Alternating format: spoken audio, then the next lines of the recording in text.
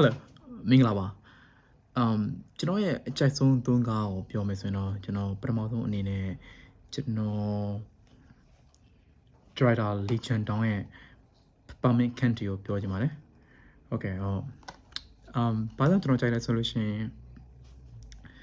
ကျွန်တော်ရွေးရှင်ကြည့်တဲ့အခါကျလို့ရှိရင်ကျွန်တော်တို့တွေကရွေးရှင်ရဲ့ technique တွေကိုကျွန်တော်တို့ဝေဖန်ပြီးကြည့်တဲ့အပြင်တခါကျလို့ရှိရင်တချို့ရွေးရှင်ကားတွေမှာကျွန်တော်တို့ရဲ့ဒီဖြစ်စဉ်ဖြစ်ရတဲ့နဲ့ဘဝနဲ့ပတ်သက်ပြီးတော့ကျွန်တော်တို့ relate လုပ်ရတဲ့ကားရွေးရှင်တွေရှိတယ်ဗျာသူတို့ရဲ့ character ဇာတ်ကောင်တွေကကျွန်တော်တို့ရဲ့ဘဝနေနည်းပညာနဲ့ပတ်သက်ပြီးတော့ဆက်လို့ရတဲ့အရာတွေရှိတယ်ကျွန်တော်ဒီမှာ Peppermint Candy ကျွန်တော်ပုံမှာအရန်ကြီးကို impact ရှိခဲ့တယ်Driver Legend Down ကပြောမှဆိုလို့ရှိရင်တော့Driver Sean Baker ပြောသလိုပဲ the greatest living driver of all time လို့ပြောလို့ရတယ်ဗျာသူက Korean cinema နဲ့မကဘဲနဲ့ကျွန်တော်တို့ဒီWestern cinema တွေမှာပါသူ့ရဲ့ impact ကကြီးမိုးတယ် Korean cinema လို့ပြောလို့ရှိရင်တော်တော်များကျွန်တော်တို့ Park Chan-wook တို့ပါတော့သဘောကျလိမ့်မယ်ကျွန်တော်အတွက်ကတော့ Legend Down ကကျွန်တော်ရဲ့ favorite Korean driver နော်သူကဆိုအကုန်လုံးနှီးပဲကောင်းပါတယ်ဟုတ်တယ်ဟုတ်ကျွန်တော် poetry လည်းကျွန်တော်သူအရင်ကြိုက်တယ်ကျွန်တော်ပြီးတော့secret sunshine ကျွန်တော်တော့သဘောကျတယ်အဲ့ဒါအပြင်သူနောက်ဆုံးရိုက်ခဲ့တဲ့ band ဆိုရင်ကျွန်တော်အရင်ကြိုက်တယ်ဒါပေမဲ့ Peppermint Candy ကျွန်တော်နှလုံးသားထဲမှာအခုတည်းရှိတော့မယ်သူကလည်းဇလာဗျာကျွန်တော်တို့ဘဝတွေမှာအတက်ကြတွေအများကြီးရှိတယ်တချို့တွေကအရင်အကြတွေရမ်းများတဲ့အခါမှာဒီတောင်မခံနိုင်တဲ့အရာတွေရှိတယ်ကျွန်တော်တို့အဲ့ဒါအပြင်ဘဝတစ်ခုမှာကျွန်တော်တို့ရှုံးပေးခြင်းတဲ့အခါတိုင်းကျွန်တော်တို့ရဲ့အတိတ်ကိုပြန်ပြီးကျွန်တော်ပြန်ကြည့်လိုက်ကြတယ်ကောင်းတဲ့ချက်တွေရှိတယ်ဆိုးတဲ့ချက်တွေရှိတယ်ဘဝမှာပြောခဲ့ရတဲ့ချိန်ရှိတယ်ဘဝမှာဝန်နေရတဲ့ချိန်တွေရှိတယ်အဲ့ဒီချိန်တွေရမှာဘယ်အရာကိုဘဝကိုဒီကိုဘောနော်အဆုံးသတ်ဖို့ကိုတွန်းအားပေးတဲ့အရာတွေရှိသလိုကဲတဲ့အရာတွေရှိတယ်ပေါ့နော်အဲ့ဒါကြောင့်မို့လို့ကျွန်တော်ဒီကျူးရှင်တော်တော်သဘောကျဗျာကျွန်တော်အတွက်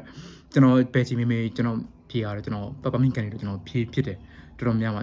favorite ရုပ်ရှင်တွေကတော့ပြောမှဆိုရင်အများကြီးရှိတာပေါ့လူတိုင်းအတွက်အများကြီးပဲဗျာကျွန်တော်ဆိုလည်းရင်တော့ဆိုရင်ကျွန်တော်ငယ်ဘွားတော့ဆိုရင်ကျွန်တော်ရုပ်ရှင်စာကြည့်ကသာအချင်းဆိုကျွန်တော်ပြောမှာ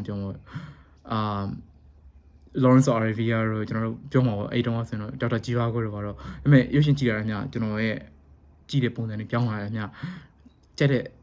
favorite တွေကလည်းနည်းနည်းချင်းပြောင်းလာတယ်ပေါ့နော်ဒုတိယစကားအနေနဲ့ကျွန်တော်ပြောချင်တာတော့ကျွန်တော်ရွေးတဲ့ဟာပေါ့နော်ကျွန်တော်တော်တော်ကြီးကိုရွေးချင်းကြာရွေးခဲ့ရတယ်အဲ့ဒါကတော့Taiwan writer Edward Yang ရဲ့ A Brighter Summer Day ပါ Brighter Summer Day ကကျွန်တော်အတွက်တော့မကောက်ဘူးကျွန်တော်ထင်တာကတော့ဒီရုပ်ရှင်တွေဘက်မှာတော်တော်ကြီးကိုခုနစကားပြန်ပြောင်းသုံးမှာဆိုလို့ရှိရင် impact ဖြစ်တယ်လို့ပြောလို့ရတယ်ညာသူကသူရုပ်ရှင်မှာပြတဲ့အရာတွေကျွန်တော်တို့ဒီငယ်တဲ့အချိန်မှာပေါ့နော်ကျွန်တော်တို့အတင်းနေကြဘဝမှာဖြစ်တဲ့အရာတွေရောပြီးတော့ love story တွေလည်းပါတယ်ပြီးတော့ရှင်political backdrop ပေါ့နော်ဒီနိုင်ငံရေးဖြစ်တဲ့ထိုင်ဝမ်အပြောမှာဆိုရင်အဲ့တုန်းကဒီတရုတ်ပြည်ကနေပြီးပြည်လာတဲ့ထိုင်ဝမ်မိသားစုတွေပေါ့နော်အခြေချတဲ့အဲ့မိသားစုတွေအကြောင်းတွေလည်းပါတယ်ပြောတော်တော်လေးကိုepic ဆန်တယ်ပြောလို့ရတယ်ဗျာကျွန်တော်တို့ဒီကျွန်တော်တို့ဘယ်လိုခေါ်မလဲ Asian cinema ထဲမှာဒီ Brighter Summer Day ကိုကျွန်တော်မှီမဲ့ကားမျိုးကိုကျွန်တော်သိပြီးတော့မကြည့်ဘူးသေးဘူးလို့ပြောလို့ရတယ်သူရဲ့သူပြထားတဲ့ဇာတ်လမ်းကလည်းပြောမှဆိုလို့ရှိရင်ဖြစ်မှန်ဇာတ်လမ်းအဲ့ဒီနေ့ကသူတို့ Taiwan history မှာတော်တော်လေးကိုကန်ဆူမောင်ကြားရလို့ပြောလို့မရဘူးဒါပေမဲ့တော်တော်ကြီးကိုနာမည်ကြီးခဲ့တဲ့နေ့တည်းပေါ့နော်ဒုဆိုင်မှုကိစ္စနဲ့ပတ်သက်ပြောမှဆိုလို့ရှိရင်အဲ့ဒီအကြောင်းအရာကိုပြောမှတနိုင်ငံလုံးတုံ့လုံခဲ့ရတဲ့အဖြစ်တစ်ခုဖြစ်ခဲ့တဲ့နေ့ပေါ့နော်အားကြောင့်လဲကားနာမည်က A Brighter Summer Day ဆိုပြီးတော့ပြောထားတာလူငယ်ဇလန်းလုံးပါပဲဒါပေမဲ့သူ့ရဲ့ run time ကိုကျွန်တော်ပြောမှဆိုလို့ရှိရင်သူ့ run time တော်တော်ရှည်တယ်ကျွန်တော်အတိအကျတော့မှတ်မိတော့236မိနစ်လဲဆိုတော့လေးနဲ့ဒီမှာရှိတယ်တကယ်ကိုကောင်းပါတယ်တကယ်ကိုကျွန်တော်အရင်သဘောကျတယ်ကျွန်တော်အားကြောင့်လဲကျွန်တော်မကြောင်ကြားပြန်ကြည့်ဖြစ်တယ်ပြီးတော့ပြောမှဆိုရင်ကျွန်တော်တို့မင်းသားချမ်းပေါ့နော်ဒီသူငယ်တုန်းကနေပြီးတော့သူငယ်ဘွားသူကလေးတစ်ဆောင်တုန်းကအချိန်မှာပြောမှာပေါ့အားကြောင့်လဲကျွန်တော်ဒီ Brighter Summer Day ကိုကျွန်တော်ရွေးပြပါတယ်အကိုပြောထားတဲ့3ကားဆိုတာက3ကားတော်တော်နည်းလို့ပြောရတာကျွန်တော်နောက်ဆုံးအနေနဲ့ကျွန်တော်တော့ကရွေးတဲ့သိမရှိတော့ဘောနော်အဲ့တော့ကျွန်တော်နောက်ဆုံးရွေးတဲ့ဇလန်ရွေးရှင်ကတော့Driver Alfonso Cuarón ရိုက်ထားတဲ့ဒီ Itu Mama Champion ဆိုတဲ့ကားပါပဲဒီကဒီကလည်းခုနပြောမှဆိုလို့ရှိရင် Brighter Summer Day လူမျိုးတော့စင်တော့တော်လေဘာလို့တော်မျိုးကဒါတော့သူ့ရဲ့ဒီဇလန်တင်ထားတဲ့ character တွေကနည်းနည်းလေးတော့ဟိုလူပြို့ပေါ်ရွယ်ပေါ့နော်ရောက်လာပြီပေါ့နော်သူကလည်းဟို political backdrop အနောက်မှာပါတယ်ဗျာပြောချင်တာကကျွန်တော်တို့ Mexico က8တုံးကဇလန်တင်ထားတဲ့အချိန်ပေါ့နော်ဇလန်တင်ထားတဲ့အချိန်ဆိုတော့ဇလန်ရိုက်တဲ့အချိန်ပဲပြောမှာပဲဆိုတော့ဒီ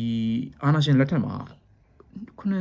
90နီးပါးလောက်ရှိမှတင်တယ်ကျွန်တော်ထင်တာအဲ့လောက်ကနေပြီးတော့လွတ်မြောက်ပြီးတော့ဒီ democracy ရဲ့အနှစ်အရာတာကိုစရတဲ့အခါမှာပေါ့နော်အဲ့အချိန်ကိုတည်ထားတယ်ဇလန်တော့ road trip ပဲကျွန်တော်ပြောမှဆိုကျွန်တော် road trip တွေကိုကျွန်တော်အရင်သဘောကျတယ်ပြောချင်တာroad trip နဲ့ပတ်သက်ပြီးရိုက်ရုပ်ရှင်တွေပေါ့နော်သူတွေကတော့ဟာတာရင်ဖြစ်မယ်သူတွေက tragedy ဖြစ်မယ်ဒါပေမဲ့ဒီဇလန်ကဇလန်ဆိုင်အဆုံးကroad trip တခုပဲ road trip ကအဲ့မှာဟိုဘယ်လိုပြောမလဲဆိုဟိုကောင်းလေး2ယောက်နဲ့နောက်ထပ်အသက်ကြီးအမျိုးသမီးတစ်ယောက်ပါပေါ့နော်သူတို့3ယောက်ကroad trip ပေါ့